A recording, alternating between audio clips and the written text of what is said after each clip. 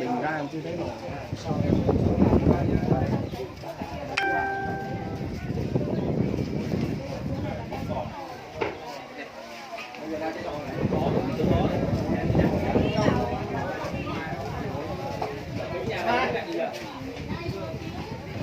Sinh ra cái điểm kéo. Có nhận nó tôi các bạn nói. Cả chục này. Ôi. Bên nước là suối dưới này đây. Bên nước vào.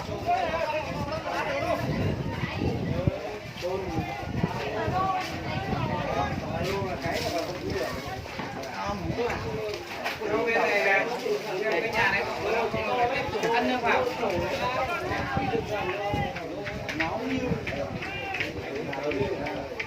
Cái nhà này tiếp tục ăn đi, không còn lúc đi.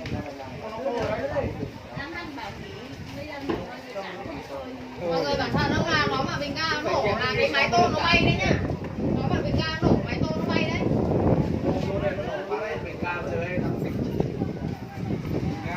Vào đi không là nhớ cái bình ga nó nổ mái tôn nó bay nó đi.